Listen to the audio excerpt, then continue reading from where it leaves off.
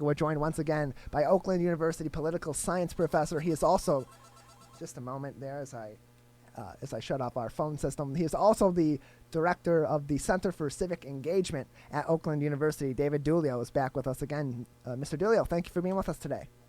Hey, it's my pleasure. Good morning. We appreciate having you on. So we've talked previously about the Center for Civic Engagement, and right now as we're approaching the primaries where people are choosing one candidate versus another, try to go further to the left or try to go more moderate left, try to go further to the right or more moderate on the right, try to find someone that's maybe a third party candidate that more better supports what I believe in. People are looking for a middle ground right now as we're so polarized, as we've spoken ad nauseum about in our political climate. The Center for Civic Engagement, explain to us once again what that is all about and how that is hoping to contribute to a more productive discourse as we're heading into the primaries and then in November heading into a general election season where critical decisions have to be made for the future of our country and our municipalities.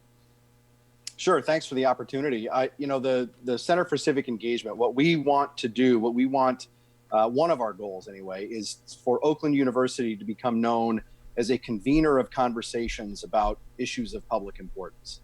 And that conversation or those conversations can take many forms. It can be a panel discussion, say, about a public policy topic. And we've done several of those in the past where you gather different perspectives on that particular issue and bring those to light in a public forum for both campus members and members of the surrounding community to hear about those different sides of the issue. We want to be down the middle. That doesn't necessarily mean moderate, and we certainly don't take any sides. We want to be the place where those conversations can happen. They might also happen in debate between candidates for elective office.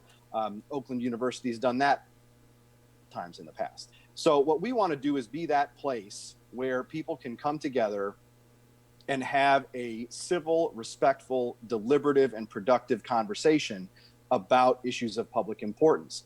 And, what we try to do that and set the tone with some tenets of civic engagement and productive dialogue that we've developed over the few years of our existence. And it really helps set the table and set the tone for those to take place. And you'll see some of that from us in the next, we operate on the academic calendar. So from September through probably April of 2021, we'll have a series of events and activities that both members of our campus community, but also open to the public, can participate in.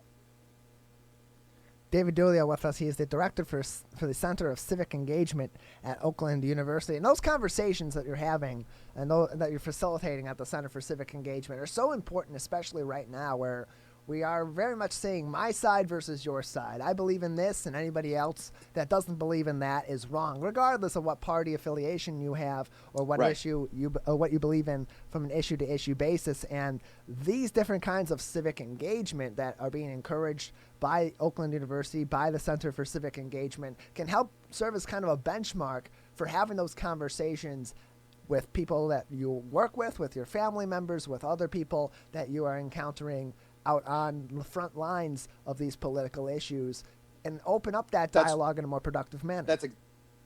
That's exactly right. And I think, look, our nation has been divided and polarized before. Has it ever been this bad?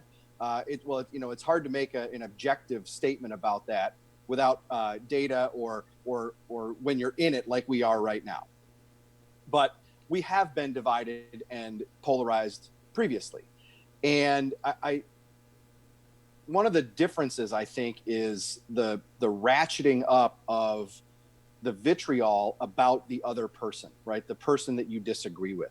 I think back in the past, and one example comes to mind, that when Ronald Reagan was president and a gentleman by the name of Tip O'Neill was Speaker of the House, they would battle all day, and they would go back and forth about differences of policy, but then they would have a drink together, and that doesn't happen anymore. in our nation's capital. I bet it doesn't happen in Lansing. There were relationships between elected officials that were partisan and divided, only in terms of policy, not in terms of personal vitriol. And I think that, I know that is seeping into the public, where you see some of the sparring that's going on back and forth between different sides of various issues right now, whether it's from protests over police violence, or heck, even wearing a mask, right? There are differences of opinion, but what I would really like to see more people figure out is that just because somebody disagrees with you doesn't mean that they are an evil person, right? We can have differences of opinion without taking it out on somebody personal. So, David, in that case, how do we start those conversations? How do we spark that productive conversation in either day-to-day political discourse outside of the Center for Civic Engagement, where these conversations are being set up to be productive and are being facilitated to be productive? How do we, just individual to individual, group to group, spark these similar kinds of conversations so that we can have a productive political discourse and maybe find some common ground or find some solutions that serve the beliefs of both sides? One of our tenets of civic engagement in public discourse is, and productive dialogue, I should say, is look for areas where we agree, not just disagree. So if you can start from a point of, hey, we both agree about this aspect of this problem, and then work from there, rather than I'm over here and you're over there on two very, very different sides, that I think can help a lot. And I think you're going to see, it'll be very interesting to see how this plays out, or maybe a test case in the next week or so, as the Congress deliberates another round of pandemic relief funds. The House Democrats are clearly on one side and the Senate Republicans another. Yet within those competing proposals, there's overlap, right? But what are we going to hear? We're going to hear about the differences, not starting from a point of common ground. And I think if we started there, rather than if we started with where we agree, not disagree, we'd get more and better public policy. So and conversations, for that matter. Absolutely. And in our current political discourse, where do you see that point going, where we start these conversations all the time? We have plenty of issues where people agree on this, that, and the other. I mean, even the mask issue now, we're seeing both sides who are saying, okay, yep, we should be wearing masks. It's for the better of the public. Let's all just agree on that. It's a public health issue. We're going to agree on that. But then you're going to see coming up any time now, there's going to be a split in that issue again at some point. Where these conversations often go wrong, to the point where maybe they start on common ground, or they start in a productive manner, and then all of a sudden they take a shift and they're no longer productive political conversations. They're just polarizing one side versus the other with vitriol in between. That's right. Yeah, you're right. And a lot of it stems from, I mean, this is a trite answer, right? But it's politics. And, you know, as you've mentioned, right, there's an election coming up, and that's going to be the focus of a lot of partisans and activists, right? It's going to be how do we win in November?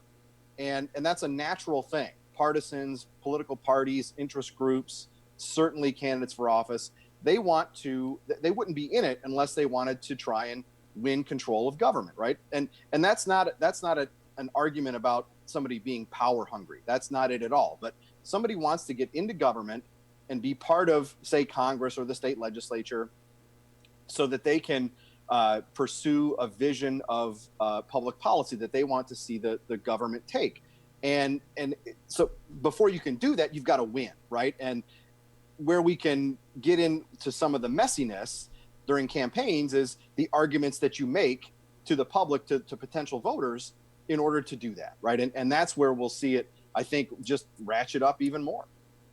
David Dulio with us. He's a political science professor at Oakland University and the director for their Center for Civic Engagement. So in that case, you're putting strategy versus policy in many cases in these elections, and you're focusing more during the election on strategy and then afterward more on policy. But that can maybe create some murky ground, because if you're campaigning from a strategic standpoint, that's what people see of you. That's what people learn of you. They learn that you are fixing the damn roads, not necessarily anything else in between, and they feel like that's going to be your focus. So how do you merge strategy politically with policy making after the fact, whether you are elected or you are active or you're an activist after the fact and you maybe lose the election? How do you merge those two factors together and still be able to have those productive conversations and move towards some actual change? Sure. I think I'd make several points about that. One, I think that when a candidate is campaigning, he or she is making statements about what they want to do when elected. And those statements, you might call them campaign promises. And this goes for the President of the United States all the way down to sheriff, right? I mean, or some kind of local office. Elect me and I'll do this. One of the problems with that is sometimes candidates for office get carried away with what they actually do. Anybody who's running for a legislative office can't fix an issue by themselves. They need all sorts of things to go right. They need all sorts of other people to agree with them to move that policy down the road. And I don't want to pick on the governor here, but she said, "I'll fix the damn roads." Well, turns out she can't do that by herself, right? And she found that out, which was kind of surprising because she came from the legislature. She knows she would need the legislature. But part of that, we get into that partisan vitriol, right? Where instead of looking to find a way to fix the roads, there's sniping back and forth. And that's just not productive. It's political, but it's not productive. So another thing that I know that the Center for Civic Engagement is working really hard on right now is engaging the voting public and getting them involved, not only in taking information about the candidates, about the issues, so they can be informed voters, but getting them out to the polls and getting them to vote all together. Because we often see that people are very politically active during the primary season, during the general season, as they head into the elections, but then some of those people end up not voting despite maybe being registered or maybe being eligible to register. So on that note, why do you believe, or why from a theoretical standpoint, do people get so involved but then not end up being those that go to the polls or submit an absentee voter ballot on the day of the election? Sure. There's all sorts of reasons why people don't participate. And it ranges from running out of time to being out of town to losing interest or being just turned off by the choices that might be available. And whether or not those are good reasons, I don't judge that, right? Everybody's got to make their own decision for what works best for them. What we want to do at the Center for Civic Engagement at Oakland University is, we want to provide the resources that people need so that they can become an active participant in their democracy, should they choose to be. I am not at all a fan of pushing people to participate. If somebody doesn't want to participate, that's their choice, right? But what we want to do is offer resources, activities, opportunities for people to be an active participant. And that runs the gamut from information about how to get yourself registered to vote, how to request an absentee ballot, reminders about what you need to take to the polls if you want to do that, all the way down to the conversations that we were talking about before. If you are actively engaged in a respectful, civil, deliberative conversation, that's participation in your democracy, and that's terrific, right? And maybe that spirals into some other activities, right? Where maybe somebody gets inspired to run for office themselves. That would be terrific. David Dulio with us. He's a political science professor at Oakland University and their director for their Center for Civic Engagement. And on that note, During this election cycle, especially in the state of Michigan, we're seeing right now one of our big stories today was the League of Women Voters continuing their lawsuit against the state in regards to the absentee ballot submission deadlines. The courts had ruled that the absentee ballots would not be counted unless they are into their local clerks by the time that polls close on election day. We've seen in other primaries in other states that long lines or polls closing and not letting people in after the time the polls close, despite them already being in line, and some calls for, and some people are calling this voter suppression. How big of an issue in this election cycle, in both the primaries and the general elections, how big of a factor is the ability to vote simply, easily, and effectively for the general population, both in Michigan and across the union, going to be in people making their decisions at the polls? Well, I think you'll see different issues pop up in different states, right? We can't forget that our election system is very, very decentralized in our nation. It is not a federal responsibility to conduct elections, right? That responsibility falls to the states, and in some states it's more centralized than in others. And in Michigan, it is even more decentralized down to the county and city clerk level, right? Where local jurisdictions are responsible for a great deal of those kinds of a great deal of election administration issues. This one is not of that nature, but it'll continue to play out in the courts. And it's one of those thorny issues that it gets to our point before, right? That it's going to be two sides, and if you disagree with somebody, that other person is all of a sudden the devil, right? And that's not fair, right? That in my humble opinion.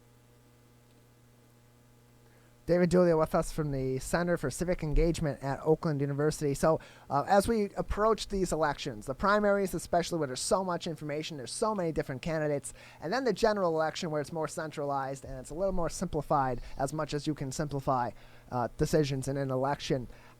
One issue that I've been concerned about since even before I was of voting age is fostering an informed voting public, because a lot of the times people will have certain political affiliations based on who their family and their friends are affiliated with, based on information that they hear in political ads, whether it be print media or digital media or any other form, and they're not necessarily doing their research and having that critical thought about what do I believe in and who supports that best, both in policy and in just our general beliefs. What can we do as a community to help to foster an informed voting public and work together, whether we are on one side or the other, to ensure that everybody, as many people as possible that are going to the polls, whether it be in August for the primaries and November for the general or future elections, are doing so in an informed manner, so that they're making votes based on what they actually believe in, not necessarily just on what they hear and what they believe is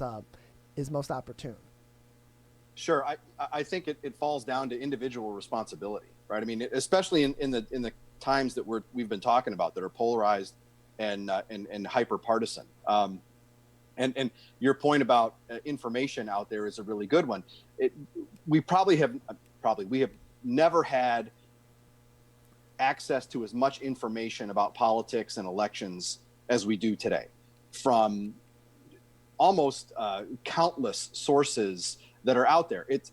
And then you've got to figure out what is a good source, and that can be difficult sometimes because there are biases in different sources. There's no question about it. And what the individual has to do is sift through that, and that can be tough to discern quality information, reliable information from the other, separate the wheat from the chaff, if you will. And that's where it takes time, and it takes effort, and it takes some stick-to-itiveness, right? Where you really got to that stuff. My advice to folks that I talk about this question with is to read multiple sources, watch multiple newscasts, right? And try to figure out where the particular angle is of that individual source, right? And then triangulate, find out the truth is in the middle somewhere. And I think we also have to do a good job of breaking out of our own bubble. And where because in today's media environment, we can easily find news sources and reporting that confirms what we already think, that feels comfortable to us, that doesn't challenge our own established beliefs. And I think that just reading about what, say, the other side thinks about an issue is a good thing to do. So if you're a conservative, right, you might read National Review or watch Fox News. Well, you know what? Read The Nation. Read some other left-leaning source. Find out what they're talking about. And at the same time, if all you do is read The Nation or if all you do is read the New York Times, check out what the conservatives are saying at National Review. Go to the list, right, and see what they're saying. It can help you break out of your own bubble, and I think that's healthy. For voters who are considering becoming more informed and putting more effort into making their decisions in these upcoming elections, where do they start? Because I often start with candidate to candidate. If I'm voting on an issue and I'm voting on a certain position, whether I support the incumbent or I support somebody just on a base level that maybe is a challenger in this case, I like to start at the candidate's information specifically, whether I support Johnny Hostman or Billy Broadcast, who's coming in trying to take him out. I often start there. Is that a good point to start for people, or where should people start on this information as they're gathering their thoughts, they're gathering this information, and they're coming to a point to make their decision in these elections? Sure. I think starting with the candidates is a good idea because it's as unfiltered as it's going to be. Now, are they putting their best foot forward? Are they putting their are they putting out only things that are positive about them? Absolutely, right? But anytime it gets filtered through another, or anytime that information about a candidate goes through another source, it's filtered, right? And it may be edited, or it may be some things are highlighted over others. So I think starting with the candidate's own words is a good idea. That's a little different when we get to television ads and radio ads and direct mail, right? Because what the candidate is trying to do is, again, put their best foot forward. And oftentimes when we talk about so-called negative ads, which is a whole other conversation, but with negative ads, they're trying to point out things that aren't so great about their opponent. And just because, and of course the opponents don't like that, but that's okay, right? Just because something is negative doesn't mean that it's bad.